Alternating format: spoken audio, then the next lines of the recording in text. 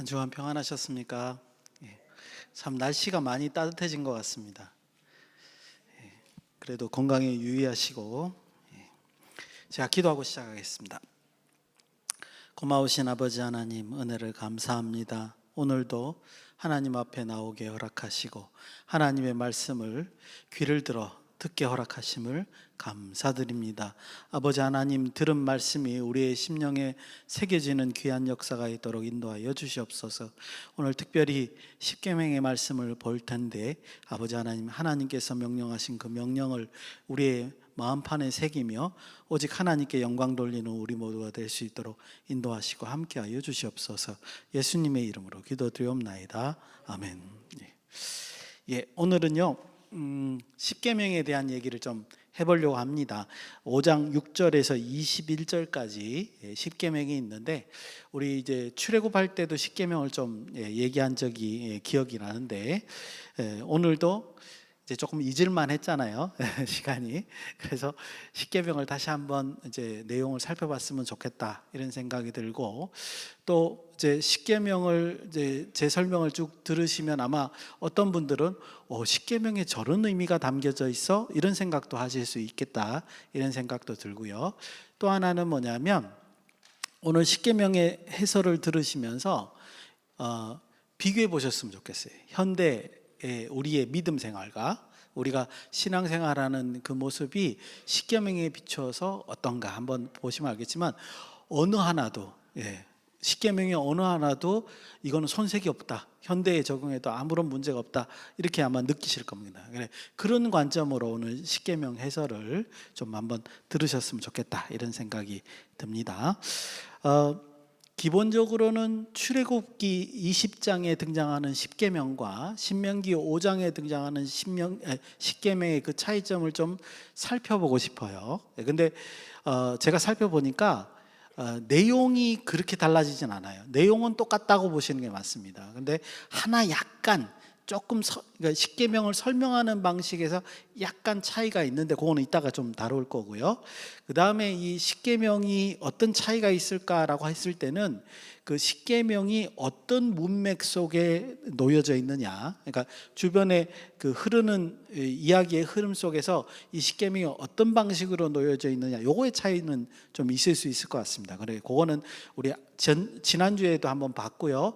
다음 주에쯤 우리가 볼 수 있지 않을까 그런 생각. 다음번에 참고로 다음 주에는 제가 1, 2, 3부 설교를 하기 때문에 제가 없습니다. 그러니까 다다음 주에 이제 요 내용을 한번 살펴보려고 합니다. 그래서 이제 오늘 십계명 내용 속에 기록된 내용 속에 약간 다른 점 이런 걸 주목으로 해서 십계명의 의미를 한번 좀 살펴보겠습니다. 1계명부터 한번 살펴보겠습니다. 1계명은 지난주에 6절을 했지만 원래 십계명 내에 들어가는 내용이기 때문에 6절 7절부터 이제 1계명입니다. 근데 같이 한번 읽어보죠. 짧으니까요. 6절 7절 같이 읽겠습니다. 시작. 나는 너를 애굽 땅 종되었던 집에서 인도하여 낸 내 하나님 여호와라. 나 외에 다른 신들을 내게 두지 말지니라. 아멘. 이제 이 1계명을 보시면서 조금 엉뚱한 생각을 해보려고 합니다.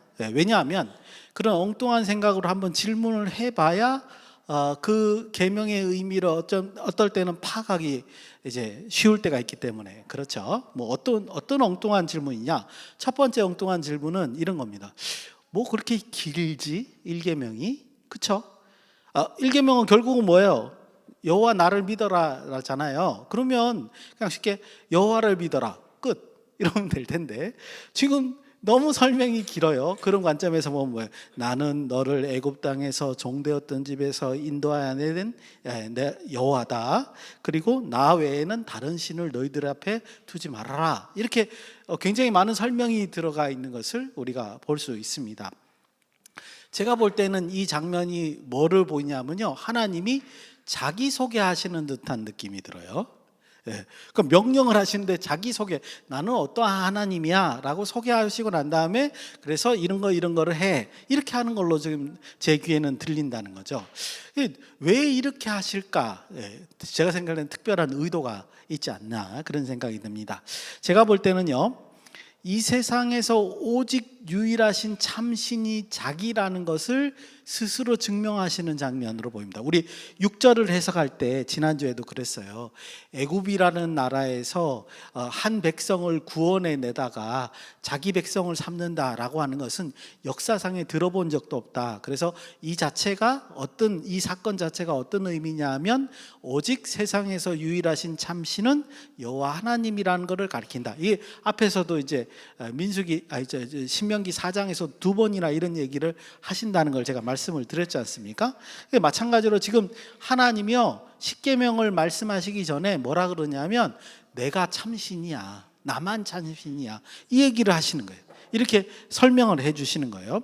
그리고 난 다음에 7절에 가서 나 외에 다른 신을 내게 두지 말지니라 이렇게 설명해 놨단 말이죠. 역시 이 7절도 이상해요. 이것도 우리가 한번 엉뚱한 질문을 한번 해보겠습니다. 제가 읽은 책 가운데서는 이런 엉뚱한 질문도 하는 걸 봤습니다. 7절에서 하나님께서 나 위에 다른 신을 두지 말아라 이런 말씀을 하는 거 보니까 그러면 하나님이 다른 신들을 인정하는 거야? 이렇게 이제 질문하는 엉뚱한 질문도 제가 책에서 읽은 적이 있습니다. 근데 그거는 아닌 것 같고요.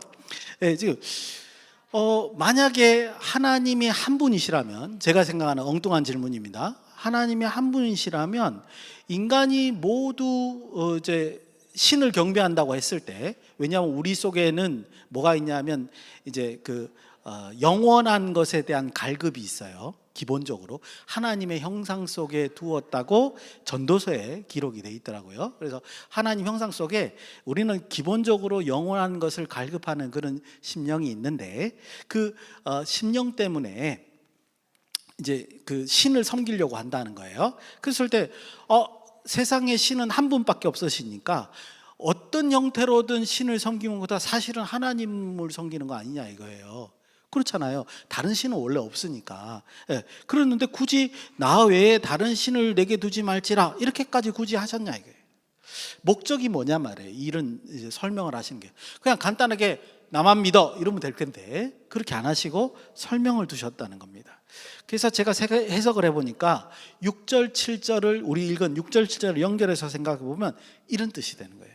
하나님이 이스라엘 백성들에게 뭐라고 말씀하시냐면요, 내가 누구냐면 너희를 애굽에서 인도하여 낸 신이야, 참신이야, 나만 신이야. 그러니까 그런 나를 믿어야 돼, 나만 유일하게 믿어야 돼, 이 얘기를 하시는 거예요. 무슨 말씀이냐면요, 하나님께서 이스라엘 백성들에게 직접 만나게 하셨는데, 만남을 가지셨는데, 대면하여 만났는데 그 대면하여 만난 하나님만 믿도록 요청하고 있는 겁니다. 다른 신들, 다른 형상 이런 걸 있던 말든 상관없이 그것들은 무시하고 하나님만 믿도록, 너희와 경험했던 하나님만 믿도록 요청하시는 것이다, 이렇게 볼 수 있습니다. 그래서 정리해보면 1계명이라는 건요, 자신이 유일하신 하나님이심을 이스라엘 백성들에게 소개하고 또 그런 하나님만, 나만 믿게, 배타적인 충성이라고 제가 여기다 적었습니다. 배타적인 충성만 이스라엘에게 요구하시는 하나님이다, 이렇게 이해해 볼 수 있습니다. 이게 1계명의 의미라는 거예요.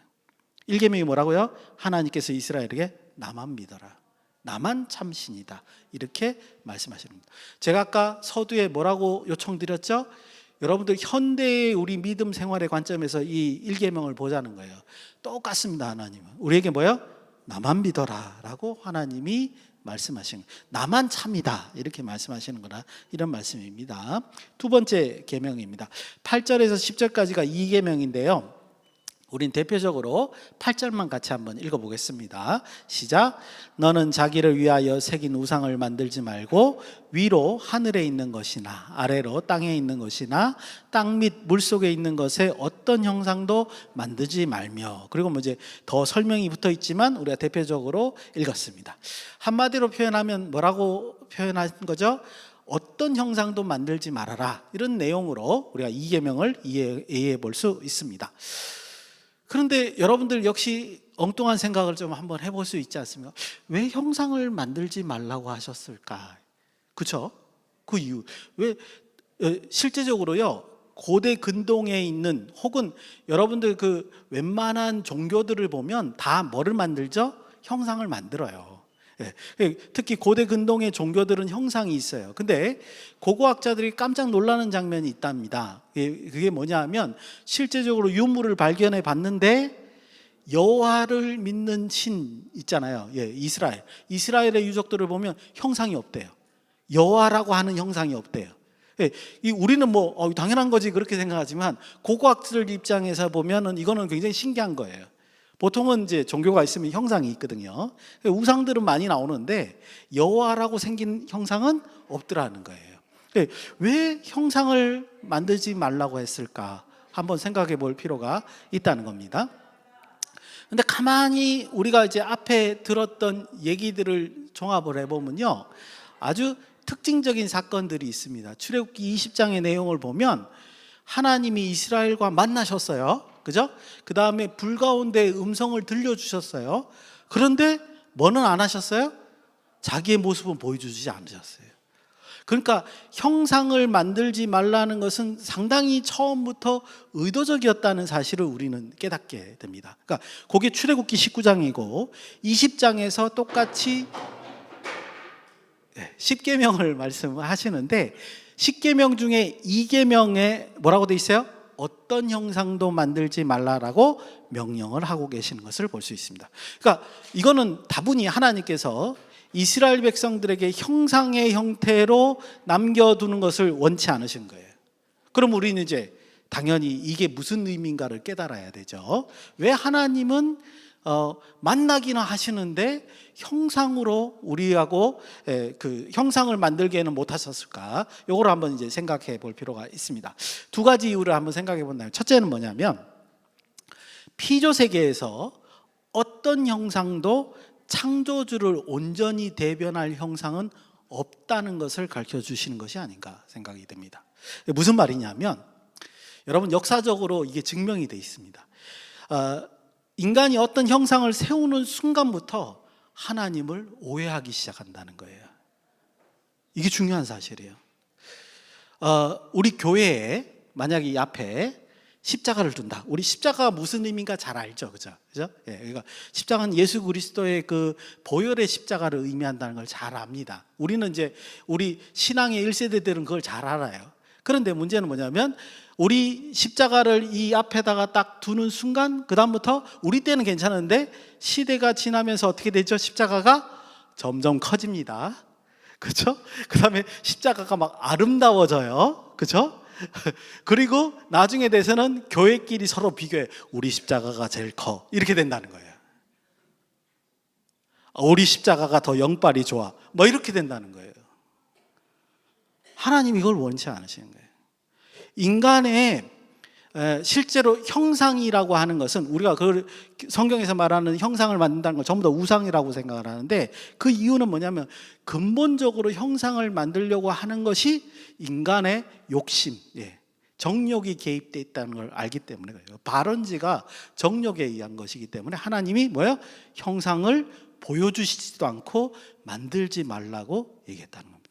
인간은 그렇게 형상을 만드는 순간부터 자신이 원하는 대로 신을 조종하려고 생각하고 있다. 그렇게 된다라는 것을 여기서 말씀하시는 것이 아닌가, 그렇게 생각이 됩니다.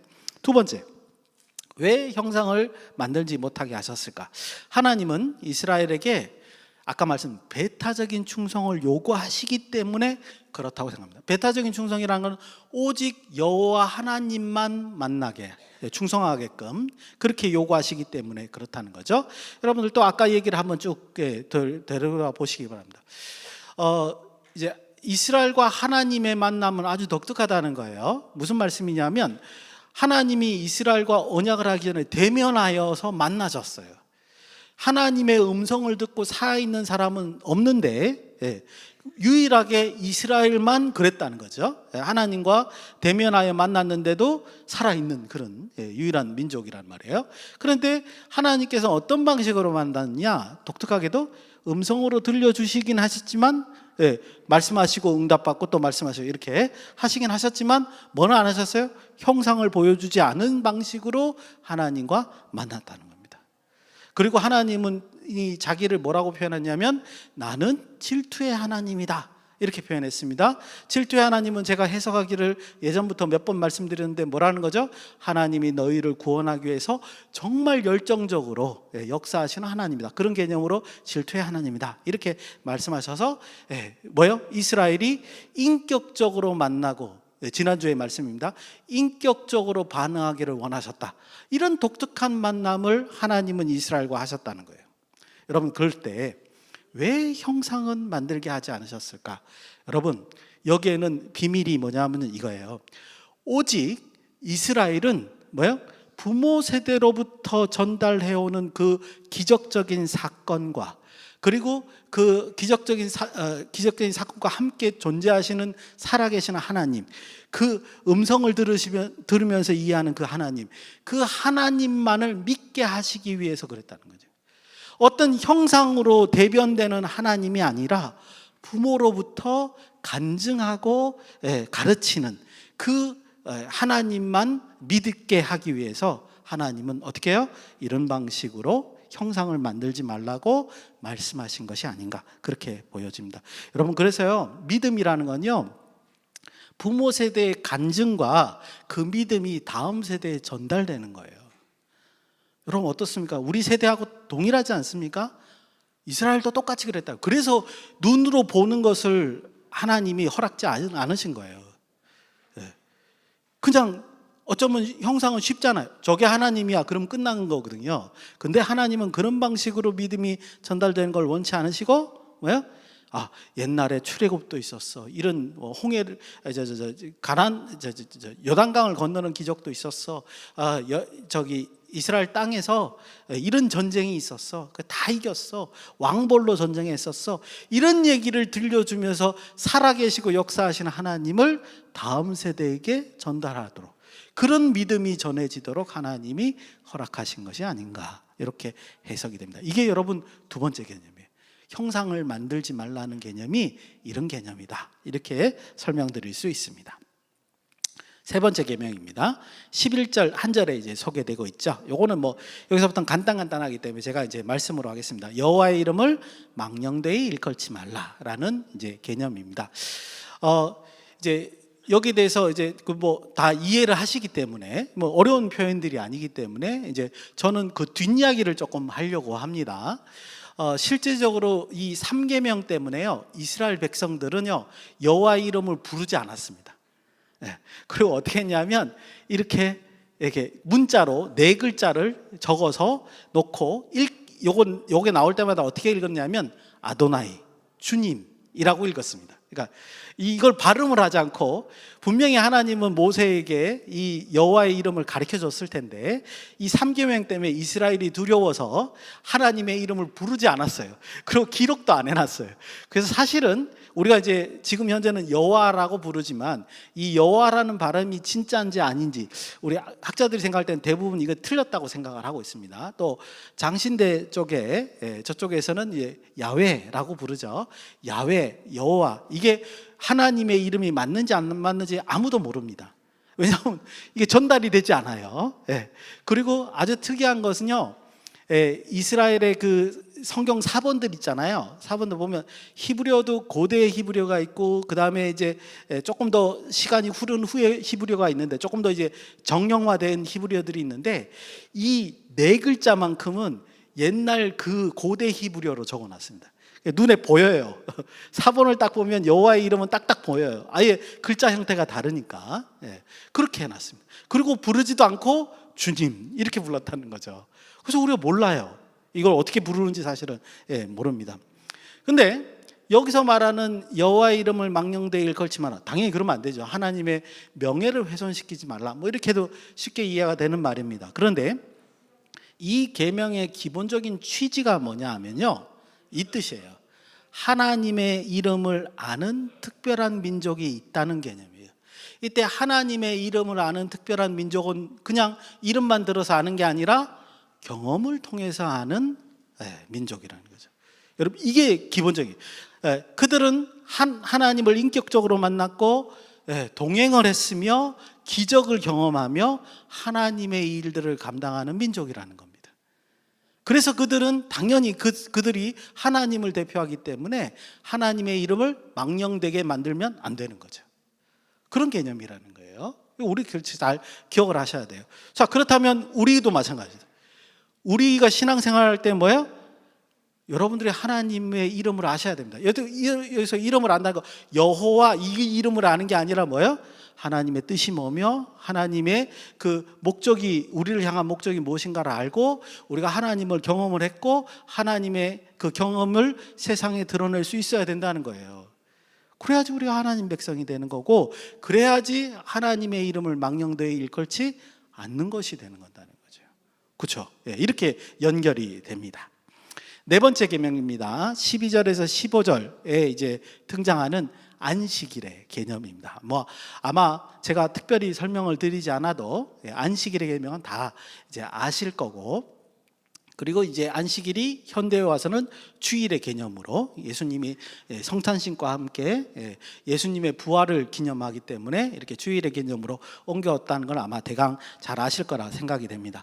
여기서는요, 이 안식일에 대해서 출애굽기 20장하고 다른, 그러니까 약하게 다른 거 하나, 그 다음에 완전히 다른 거 하나, 두 가지가 다른 점을 발견합니다. 출애굽기 20장에 있는 그 십계명과 지금 신명기 5장에 있는 십계명에 차이점이 있는 부분이 있어요. 그래서 그 두 가지를 설명하는 방식으로 대신할 건데요. 첫 번째, 14절을 여러분들 눈으로 보시기 바랍니다. 14절에 마지막에 뭐라고 되냐면 내 남종이나 내 여종에게 너같이 안식하게 할지니라 라고 되어 있습니다. 이건 출애굽기 20장에도 나오는데 특별히 여기서는 이것이 두 번 나옵니다. 그 위에 보면 또 한 번 더 나와요. 그죠? 여기에서만 두 번 나와요.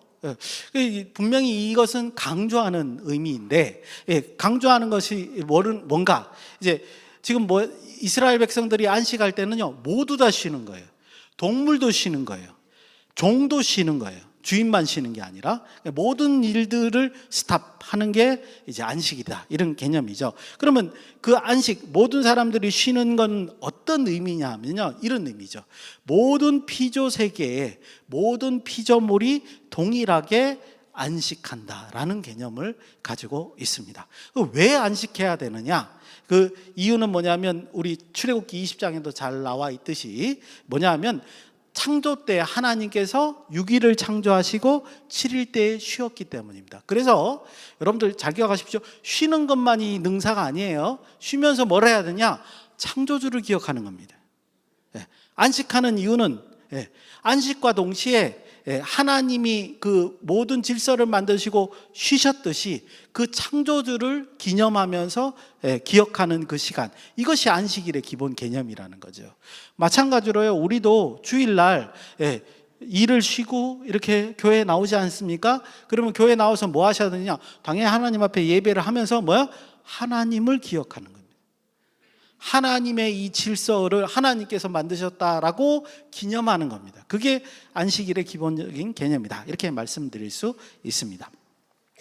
두 번째 특이한 점은요, 15절에 등장하는데 이게 이어집니다. 안식일을 준수하는 그 이유가 출애굽기 20장과 신명기 5장이 달라요. 깜짝 놀랄 일이죠. 달라요. 그 설명이 다르다고요. 안식일을 준수하라는 개념은 똑같은데 왜 안식일을 준수하라고 하는 그 설명이 출애굽기 20장과 신명기 5장이 서로 다르다, 이런 말입니다. 금방 설명드린 대로 출애굽기 20장은 하나님께서, 창세기 2장이죠, 그죠? 1, 2장이죠. 하나님께서 창조를 하신 후에 7일째 안식하였기 때문에 너희들이 안식해야 된다, 이렇게 설명하는 반면에 지금 여기 신명기 5장 15절에서는 뭐라고 되어 있냐면 이렇게 되어 있죠. 하나님 여호와가 강한 손과 편 팔로 너희 이스라엘을 애굽에서부터 인도하였기 때문에 안식해라 라고 설명을 하고 있습니다. 완전히 다르죠, 그죠? 그런데요, 이 설명이 다르는 게 변한 게 아니에요. 이걸 변했다라고 표현한 게 아니고 제가 이렇게 썼습니다. 창조 질서로서의 안식이 구속 은혜로서의 안식으로, 여러분들 그 애굽에서 인도한 거는 구속하신 거잖아요. 구원하신 거잖아요. 구원으로서의 안식으로 변경했다가 아니라 집중되는 설명이에요. 집중되는 방식으로 설명한 거다라고 말씀을 드리고 싶습니다. 이게 무슨 말이냐? 자, 보십시오. 이렇게 된 거죠. 창조 질서로서의 안식이라고 하는 것은 금방 설명드린 대로 하나님이 6일 동안 창조하시고 7일째 안식하잖아요. 그걸 기념하는 겁니다. 그래서 모든 피조물이 그렇게 해야 되는데 창세기 3장 이후부터 인간이 범죄하기 시작했죠. 그래가지고 어떻게 해요? 하나님을 다 잊어버렸어요. 그래서 하나님이 이 인간들을, 이 피조 세계를 없애려고 하신 게 아니라 반대로 아브라함을 택하시고 아브라함의 자손들을 택하신 다음에 그들로 하여금 다시 모든 인류가 회복되어서 하나님께 돌아오기를 역사하신 거잖아요. 그런 목적으로 너희를 애굽에서 인도해 내었다는 거예요. 그러니까 이스라엘 백성들이 출애굽한 하나님을 기념하면서 안식하는 것은 곧 창세기 1, 2장에 기록된 창조 질서의 안식을 수행함과 동시에 그런 목적, 모든 인류를 다시 하나님께로 돌이키려는 하나님의 뜻에 의해서 안식하는 개념으로 이해하는 것이 첨가된 방식으로 지금 안식일을 지켜야 된다, 이렇게 말씀하시는 거예요. 모세가 그걸 강조하는 겁니다. 쉽게 표현하면 이스라엘의 안식은요, 창조의 질서를 기념함과 동시에 뭐도 해요? 하나님께서 주신 사명도 되새기면서 안식일을 지켜야 된다. 여러분, 우리도 똑같습니다. 우리도 주일날 예배드리면서 하나님의 창조 질서, 이것만 우리 많이 아시잖아요, 그죠? 이거 아시는 것도 대단한 거지만 창조 질서를 기념하는 개념으로도 안식일을 지켜야 되지만 하나님께서 우리 성도들에게 주신 사명의 개념으로도 우리가 하나님의 복음을 전한다는 그런 개념으로도 안식일을 지켜야 된다, 이렇게 말씀드릴 수 있습니다. 다섯째 계명입니다. 여기서부터 이제 짧게, 왜냐하면 내용도 짧아지지만 우리가 이제 상당히 많이 공유하는 거죠. 다섯째 계명이 16절에 나와 있는 대로 뭡니까? 부모를 공경하라. 이제 우리가 많이 안다는 말이 당연히 부모를 공경해야 되죠, 그죠? 이제 그렇기 때문에 그런 윤리적인 개념은 빼고 성경에서 말하는 부모를 공경하라는 게 도대체 무엇인가를 좀 설명을 드리려고 합니다. 여러분, 이 다섯째 계명은요, 우리가 생각하는 대로 부모에게 효도하라는 개념이 아니에요. 이제 가톨릭에서는 이 5계명을 그렇게 번역을 합니다. 부모에게 효도하라. 근데 성경적인 의미가 아니에요. 우리 한글 성경대로 우리 개신교에서 말하는 공경하라가 오히려 맞습니다. 왜 그러냐면 여기서는요, 여호와의 명령을 받은 부모에 의해서 형성된 그 가정을 강조하는 그런 계명입니다. 이게 무슨 말이냐? 두 가지 의미가 있는데, 첫 번째는 뭐냐면요, 이스라엘의 가정은요 1차적으로 부모 세대의 간증과 그 하나님을 경험했던 그 간증과 믿음이 전달되는 교육 현장입니다. 그런 개념으로서 지금 뭐예요? 가정이 꾸며지는 거예요. 그래서 자녀들은 부모를 공경해야 돼요. 그 말씀을 하나님의 말씀으로 이해하고 받아야 되는 거예요. 그렇게 이해하는 거예요. 그래서 부모를 공경하라는 거지 부모에게 무조건 효도하라, 그 뜻이 아니란 말이죠. 하나님의 가르침을 받은 부모의 가르침을 경외하는 마음으로 받아라 라는 개념으로 지금 이제 공경하라, 이런 얘기를 하는 거고요. 그래서 이제 하나님 명령을 실행하기 위한 영적인 기본 단위가 바로 가정이다, 그런 의미입니다. 또한 이스라엘 가정은요 이런 개념도 있습니다.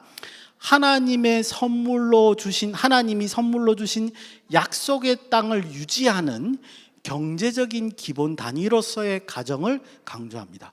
이게 갑자기 무슨 말이냐? 여러분, 이스라엘 백성들은 땅을 하나님으로부터 공짜로 받았잖아요. 선물로 받았잖아요.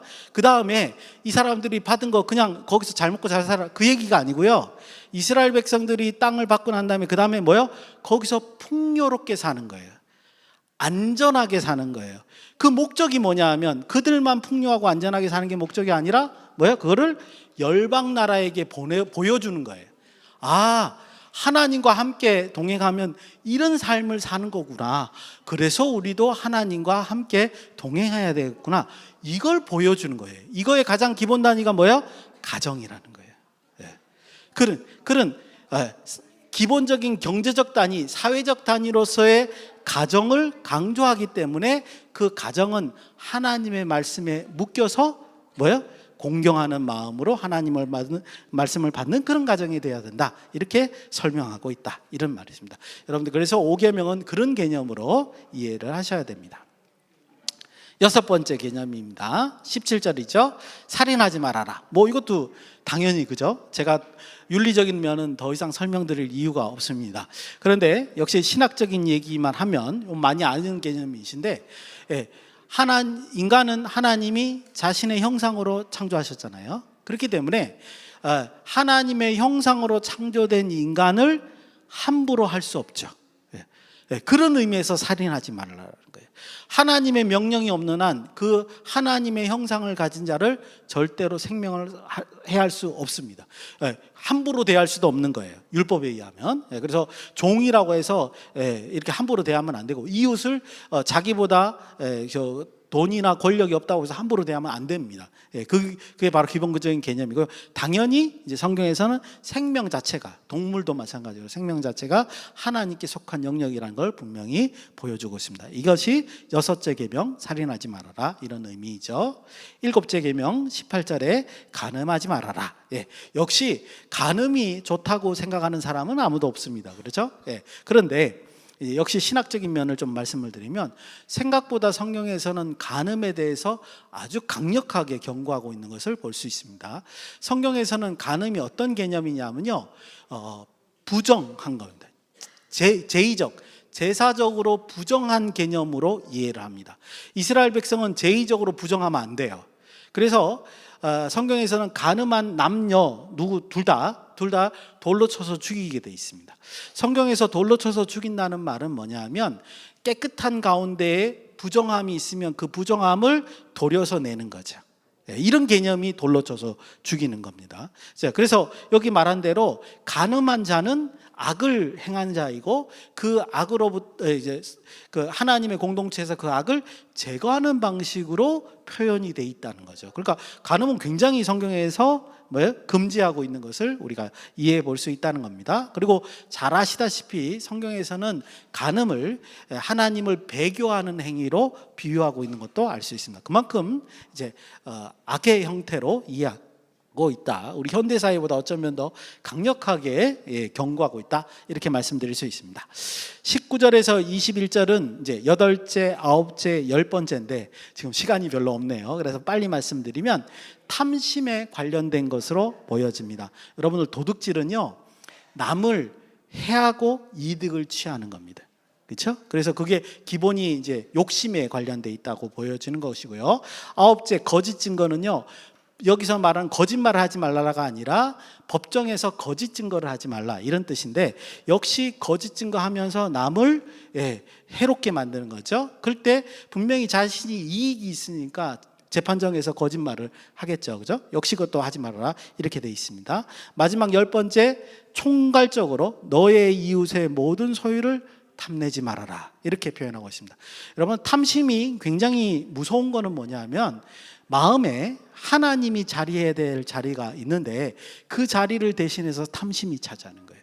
그래서 여러분들 아시다시피 탐심을 가진 자는요, 일사천리로 진행하죠. 아무도 말리지 못합니다. 왜냐하면 하나님의 계명이 있는 자리가 탐심으로 교체됐기 때문에 그렇습니다. 그래서 모든 계명이 다 사라지는 것을 우리가 경험하게 되어 있죠. 그래서 십계명 전체를 간단하게 요약하면요, 이스라엘 백성들에게 하나님이 어떻게 같이 살까, 또 어떻게 동행할까를 핵심적으로 요약한 것이 십계명이다, 이렇게 말씀드릴 수 있습니다. 여러분들, 그중 가운데 십계명 이제 묵상입니다. 1계명에서 3계명이 굉장히 중요한데요, 모든 계명과 모든 율법의 핵심적인 요약이다, 이렇게 말씀드릴 수 있습니다. 제가 한번 요약해 보겠습니다. 한번 들어보십시오. 여러분들은 현대의 우리의 신앙생활과 관련해서 한번 이해해 보시기 바랍니다. 제가 요약합니다. 하나님의 백성은 하나님에 대한 배타적인 충성을 요구하시며, 즉 하나님만 바라보도록 요구하시며, 어떤 형상도 허락지 않으셨지만 자신의 백성들과 인격적으로 만나기를 원하셨습니다. 또한 그 백성들이 인격적으로 반응해 주기를 요구하셨습니다. 그래서 자신의 이름을 망령되이 사용하지 않고 오히려 항상 하나님만 바라며 의지하는 백성이 되기를 당부하셨습니다. 이렇게 요약할 수 있습니다. 이게 1계명에서 3계명의 해설입니다. 여러분, 현대의 입장에서 봐서 어떻습니까? 하나도 버릴 것이 없죠. 10계명은 우리 현대에도 신앙생활에 그대로 적용할 수 있는 그런 말씀이라는 겁니다. 여러분들 그래서 성경을 읽을 때나 또 예배 시간에 목사님이 하나님 말씀을 전할 때 이거를 그 하나님의 명령으로 이해하시면서 이 10계명을 생각하시면서 이해를 하시면 훨씬 더 하나님의 의미를, 하나님의 그 뜻을 잘 이해할 수 있지 않을까, 그렇게 생각됩니다. 그래서 이 말씀을 기억하시면서 오늘 설교 말씀도 들으시고 한 주간 하나님께 영광 돌리시는 저와 여러분이 되시기를 축원드립니다. 기도하시겠습니다.